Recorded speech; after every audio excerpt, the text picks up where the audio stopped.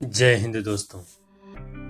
आज हम बात करेंगे भारत के ऐसे रो एजेंट अफसर की जिसने पाकिस्तान में जाकर पाकिस्तानी आर्मी में मेजर के पद में तैनात हुए और मुस्लिम लड़की से शादी भी किया। पाकिस्तान की खुफिया जानकारी भी देते रहे, जिनका नाम है रविंद्र कौशिक। आपने नाम तो सुना ही होगा। जो वीर भूमि राजस्थान के श्री गंगानगर में एक हिंदू के घर पैदा हुए थे। रविंद्र कौशिक के पिता आर्मी के जवान थे। रविंद्र कौशिक के 2 बहन और 1 भाई थे। रविंद्र कौशिक बचपन से ही नाटक एक्टिंग करने के बड़े शौकीन थे। वे भेष बदलकर एक्टिंग करने में महान थे। एक बार रविंद्र की एक्टिंग देखकर लखनऊ के एक सेठ ने रविंद्र को लखनऊ बुलाया, जहां उन्होंने देशभक्ति का रोल अदा किया। उस नाटक में रविंद्र भारतीय सैनिक बने थे जो चीन में पकड़े गए थे और एक कैदी के दर्द को एक्टिंग के जरिए प्रदर्शित कर रहे थे। इनकी एक्टिंग देख लोगों की आंखों में आंसू आ गए। एक्टिंग बिल्कुल सच की तरह लग रही थी। इस भीड़ में एक रो का अधिकारी भी यह नाटक देख रहा था। उसने रविंद्र को कहा कि तुम मेरे लिए काम करोगे। तब रविंद्र कौशिक ने कहा, कैसा काम है? तब उस अधिकारी ने कहा कि तुम्हें भेष बदलकर मुसलमान की एक्टिंग करनी पड़ेगी। रविंद्र ने कहा, ठीक है, ये काम तो मेरे लिए आसान है। रविंद्र के हाँ करने के बाद रो के एजेंट ने उन्हें दिल्ली भेज दिया। फिर वहां रविंद्र की कुछ महीनों तक ट्रेनिंग चली। ट्रेनिंग के बाद उन्हें अलग अलग देशों में ट्रायल के लिए भेजा गया और उसमें रविंद्र कौशिक ने खूब बेहतर काम किया। काम को देखकर अधिकारी भी खुश हो गए थे। रो के एक बड़े अधिकारी ने रविंद्र को बोला कि पाकिस्तान जाओगे परमानेंट स्पाई बनकर? तब रविंद्र ने कहा, हाँ। तब रो एजेंट ने कहा, तुम जासूस बनके पाकिस्तान जाओगे तो तुम्हारा नाम रविंद्र कौशिक से नबी अहमद साकिर होगा और तुम इसी नाम से जाने जाओगे। हाँ, अगर आप पकड़े गए तो हम आपकी कोई मदद नहीं करेंगे। रविंद्र कौशिक के अंदर देश प्रेम कूट कूट कर भरा था। देश के लिए कुछ कर जाने का जज्बा था। देश के लिए मर मिटने का जुनून था। तब रविंद्र ने कहा, मुझे खुद पर पूरा भरोसा है। कोई मेरी भेष बदलने की कला को आज तक नहीं पकड़ पाया। जब रविंद्र कौशिक पूरी तरह काम करने के लिए तैयार हो गए, तब रविंद्र को पूरी तरह मुसलमान में बदलने का काम शुरू कर दिया गया। उनको हर दिन 5 बार मुस्लिम की तरह नमाज पढ़ने की ट्रेनिंग दी गई। उसको उर्दू सिखाई गई। उनको कुछ दिन मुसलमानों के साथ भी रखा गया। उनको पूरा मुसलमान बनाया गया। अब रविंद्र कौशिक पूरी तरह से नबी अहमद साकिर बन चुके थे। तब रो के एजेंट ने कहा कि इस काम के बारे में किसी को मत बताना कि मैं जासूसी का काम करने जा रहा हूँ। यहाँ तक कि अपने घर में किसी से भी मत कहना और हम समय समय से आपके घर पैसा भेज दिया करेंगे। तब रविंद्र कौशिक ने रो के एजेंट को विश्वास दिलाते हुए कहा कि मैं अपने देश के लिए जान भी दे सकता हूँ, लेकिन किसी को कुछ नहीं बताऊंगा। रो के ऑफिस से रविंद्र जी अपने घर पर आए। तब रविंद्र जी ने अपने घर पर यह बताया कि मेरी दुबई में नौकरी लग गई है और मैं दुबई में रहकर ही काम करूँगा और वहीं से पैसा भेज दिया करूँगा। यह सुनकर घर के लोग खुश थे। इनके पिता भी इनको राजी खुशी जाने दिया। रविंद्र कौशिक रो ऑफिस आए और वहां से उनको सेना द्वारा भारतीय सीमा पार करवाकर पाकिस्तान भेज दिया गया, जहां रविंद्र को अब पूरी जिंदगी बितानी थी। रविंद्र ने पाकिस्तान जाकर सबसे पहले नबी अहमद साकिर नाम का अपना पहचान पत्र कार्ड बनवाया और रो के एजेंट ने पहले से ही इनका राशन कार्ड बनाकर दे दिया था। रविंद्र कौशिक पाकिस्तान जाकर सबसे पहले कराची के कॉलेज में LLB में एडमिशन कराया और LLB की डिग्री ले ली। अब धीरे धीरे रविंद्र कौशिक वहाँ के माहौल में पूरी तरह से घुल मिल गए थे। फिर एक दिन रविंद्र ने अखबार में पाकिस्तानी सेना में भर्ती का इश्तिहार देखा। रविंद्र ने मौके का फायदा उठाते हुए फॉर्म भर दिया और उसमें वह सफल हो गए और इस तरह रविंद्र कौशिक या कहें नबी अहमद साकिर को पाक आर्मी में जाने का मौका मिला। पाक आर्मी में एक सिपाही बन गए थे। कहा जाता है कि रविंद्र उर्फ नबी अहमद साकिर ने पाकिस्तानी सेना को अपने काम से इतना खुश कर दिया था कि वह मेजर के पद तक पहुंच गए थे। पाकिस्तान में मेजर का पद काफ़ी ओहदा रखता है और अंत में उन्होंने अपने सीनियर अधिकारी की बेटी से शादी कर ली। रविंद्र अपनी पत्नी को दिल से प्यार करते थे, पर रविंद्र ने अपनी पत्नी को कभी नहीं बताया कि वह उसके देश की जासूसी कर रहा है और वह एक भारतीय हिंदू है और मुसलमान बनकर उससे शादी की है। शादी करना रो एजेंट को बेहद जरूरी है, क्योंकि कभी किसी को यह शक नहीं होगा कि यह व्यक्ति विदेशी है। तो रविंद्र ने भी मौके का फायदा उठाते हुए शादी कर लिया। अब वह भारत को पाकिस्तानी आर्मी में हो रहे सियासती और पाकिस्तानी एटॉमिक पावर स्टेशन तथा डिफेंस और देश की हिफाजत से जुड़ी कई सारी महत्वपूर्ण जानकारियां पाकिस्तान से लगातार भेज रहे थे। इधर रो के अधिकारी बहुत खुश थे और उधर पाकिस्तान में पाकिस्तानी सेना उसके काम से बहुत खुश थी।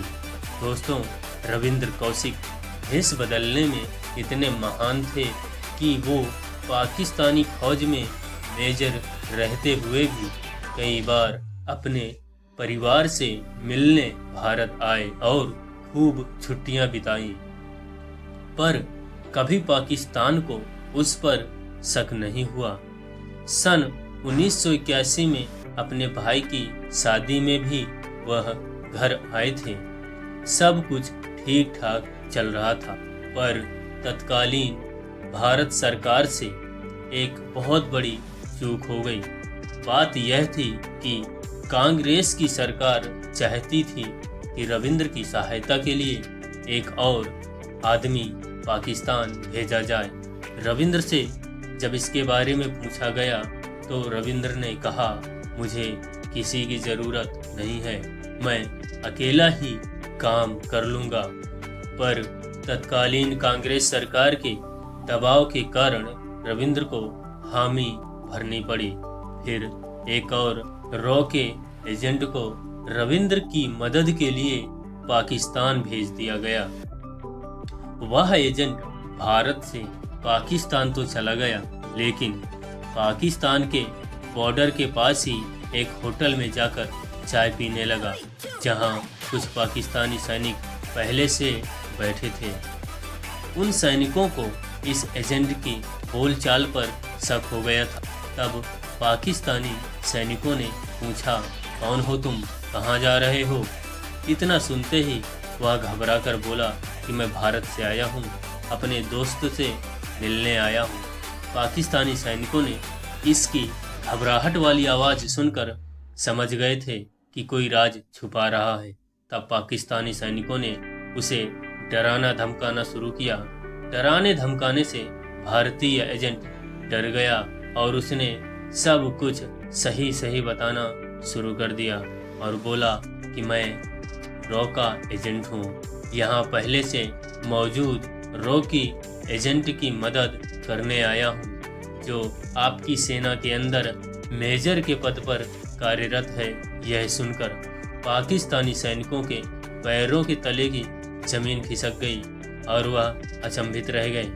तब पाकिस्तानी सैनिकों ने पूछा कि उस एजेंट का क्या नाम है।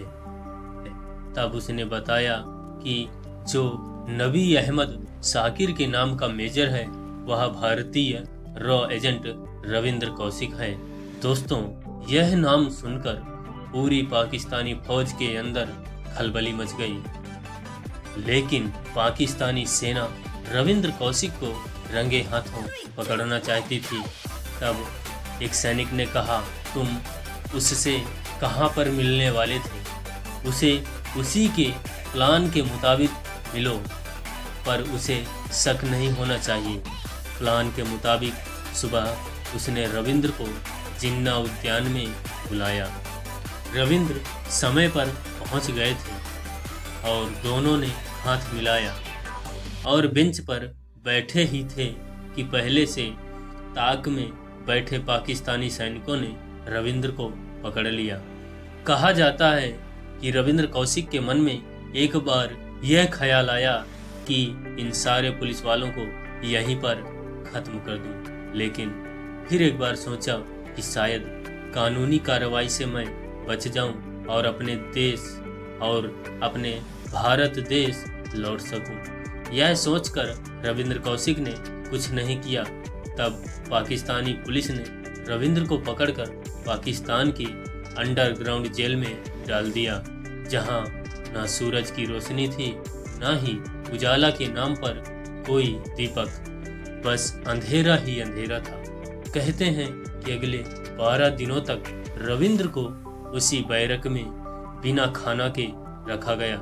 रविंद्र के लिए जेल की बैरक के ऊपर से पानी डाला जाता था, उतना ही जिससे कि वह जीवित रह सके। 12 दिन बाद रविंद्र को अदालत में पेश करने के लिए जब बाहर निकाला गया, तब उन्हें उजाला देखने को मिला। कहा जाता है कि अदालत की सुनवाई में उन्हें फांसी की सजा सुनाई गई, पर पाकिस्तान के कुछ मानवाधिकार संस्थाओं ने इस फांसी को उम्र कैद में बदलवा दिया। रविंद्र को 12 दिन तक उस जेल में बंद रखने से रविंद्र को सांस की बीमारी हो गई थी, जिसका न तो पाकिस्तान की जेल ने इलाज करवाया और न ही उन्होंने इसका हाल जानना चाहा था। रविंद्र को अब रोज पाकिस्तान आर्मी की यातनाएं सहनी पड़ती थी।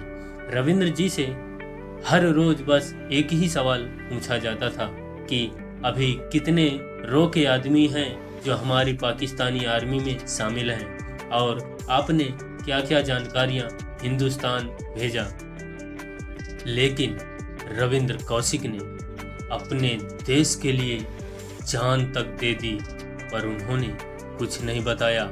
उन्होंने वतन के साथ गद्दारी नहीं की। इस बीच रविंद्र अपने घर के लिए खत भी लिखा करते थे, जो खत आज भी उनके घर पर मौजूद है, जिसमें रविंद्र कौशिक ने सारी सच्चाई बता दी।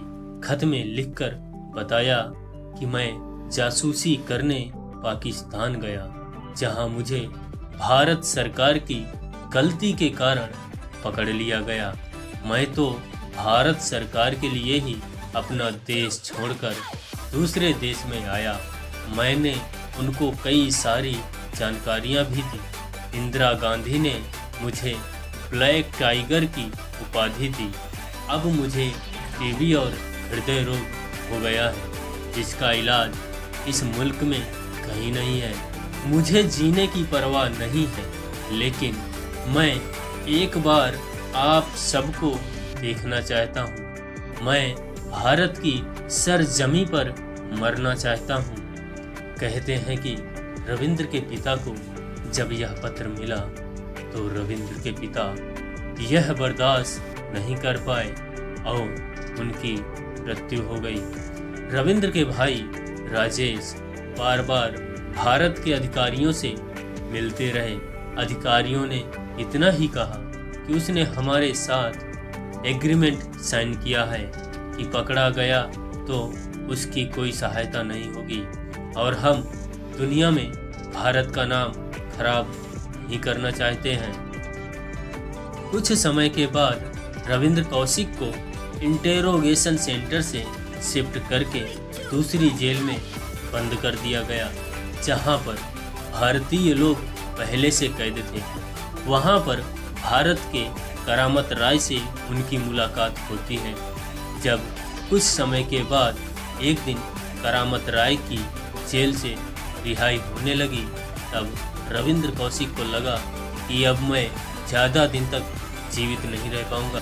तब उन्होंने अपनी एक फ़ोटो और अपने बेटे की एक फ़ोटो करामत राय को दिया और कहा कि मेरे घर में दे देना।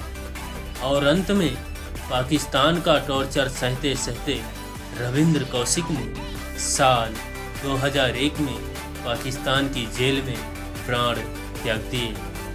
भारत सरकार ने रविंद्र का शव लेने से इनकार कर दिया। कहा जाता है कि रविंद्र की मुस्लिम पत्नी भी उनसे मिलने एक बार जेल आई थी। उसने बस यही पूछा कि क्यों किया मेरे साथ ऐसा। तब रविंद्र का जवाब था, मेरे देश के लिए। फिर वह उससे कभी मिलने नहीं आई। रविंद्र जानते थे कि उनकी पत्नी और उनके बच्चे को पाकिस्तान में कहीं जगह नहीं मिलेगी। उन्हें कोई मान सम्मान नहीं मिलेगा। उन्हें गलत निगाहों से देखा जाएगा, उन्हें सताया जाएगा। लेकिन वह बेबस थे, कुछ कर नहीं सकते थे। दोस्तों, कहते हैं कि अभी तक रविंद्र कौशिक जैसा स्पाई एजेंट कोई नहीं बन पाया। इसीलिए रविंद्र कौशिक को भारत का सबसे बेहतर स्पाई एजेंट माना जाता है। तो दोस्तों, कैसी लगी कहानी रविंद्र कौशिक और ब्लैक टाइगर, या फिर बोले नबी अहमद शाकिर की? कमेंट बॉक्स में ज़रूर बताएं। जय हिंद, जय भारत।